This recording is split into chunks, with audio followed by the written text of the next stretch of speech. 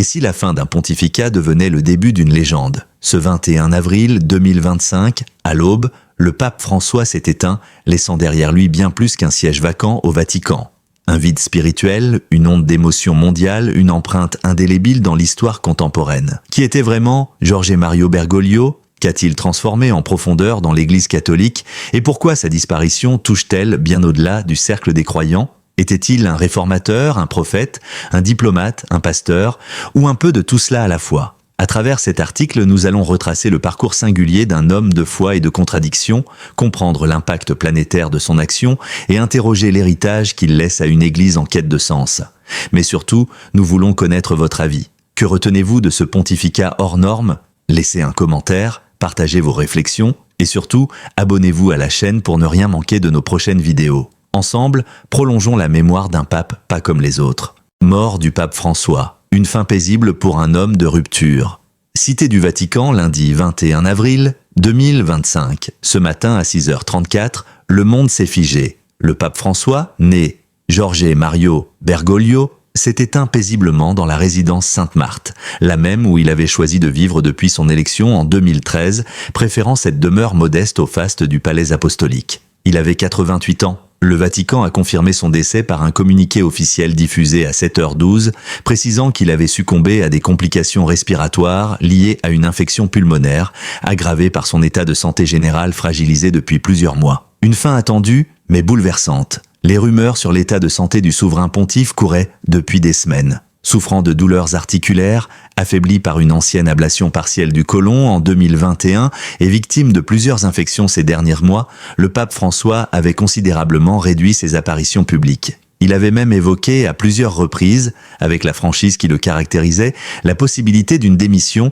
si son corps ne suivait plus. Mais jusqu'au bout, il est resté fidèle à sa mission. La veille de sa mort, il avait encore tenu à bénir les fidèles depuis une fenêtre de Sainte-Marthe, le visage marqué, mais l'esprit alerte prononçant ces mots simples et bouleversants « Priez pour moi et n'oubliez pas les pauvres ». Un pontificat de rupture, l'élection de Jorge Mario Bergoglio, en mars 2013, avait surpris le monde entier. Premier pape jésuite, premier pape venu d'Amérique latine, premier pape à choisir le nom de François, en hommage à saint François d'Assise, symbole de pauvreté, d'humilité et d'amour de la nature. Dès les premiers jours de son pontificat, il a insufflé un vent nouveau sur l'Église catholique. Refusant les chaussures rouges, la cape brodée et la limousine papale, il a imposé un style simple, direct, presque dépouillé. Il a refusé la culture de cour, il a bousculé les puissants du Vatican, et il a surtout recentré l'Église sur l'essentiel. Les pauvres, les migrants, les exclus. Son encyclique « Laudato Si », publiée en 2015, restera comme l'un des textes majeurs du XXIe siècle.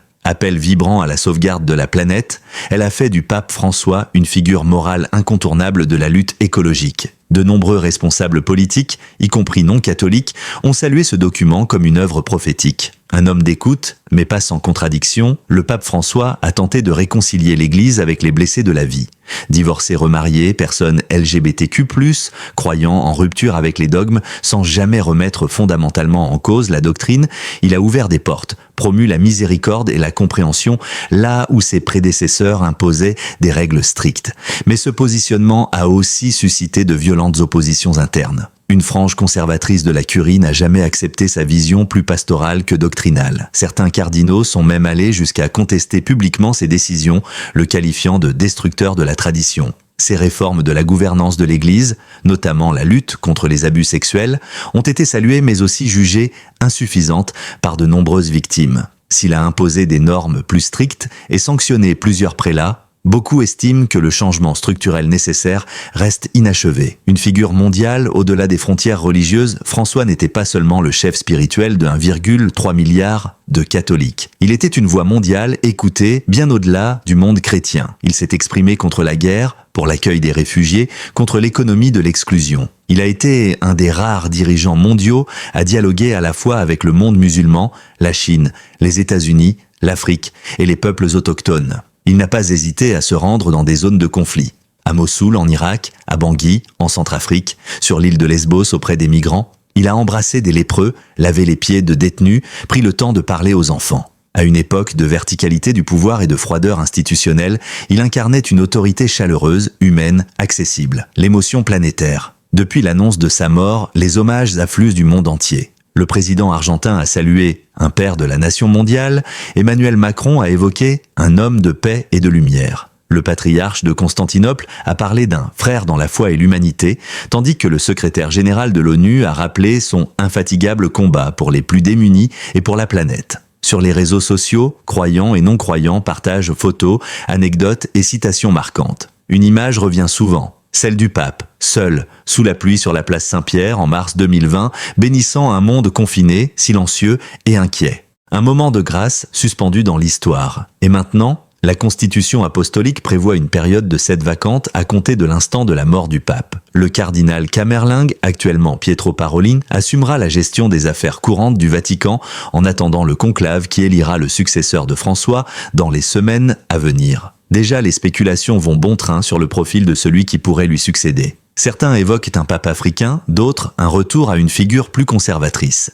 Mais tous s'accordent sur une chose. Celui qui viendra après François devra composer avec un héritage immense et une figure désormais inscrite dans la mémoire universelle. Une trace ineffaçable, Jorge Mario Bergoglio n'a pas transformé l'Église en révolutionnaire radical. Il l'a doucement, patiemment, déplacée vers la tendresse, la proximité, l'écoute. Il a rappelé que la foi pouvait se vivre sans peur, sans exclusion, sans dogmatisme. Il a tendu la main aux hommes avant de brandir des lois. Son testament spirituel, qu'il avait rédigé dès 2021, sera rendu public dans les prochains jours. Il y aurait exprimé, selon ses proches, 3 désirs. Que l'Église ne se ferme jamais sur elle-même, que les pauvres soient toujours au centre, et que l'on pardonne aux hommes leurs faiblesses comme Dieu le fait chaque jour. Le monde vient de perdre un pape, il a peut-être aussi perdu un guide. Mais l'écho de sa voix, basse, douce, argentine, continuera longtemps de résonner dans les consciences.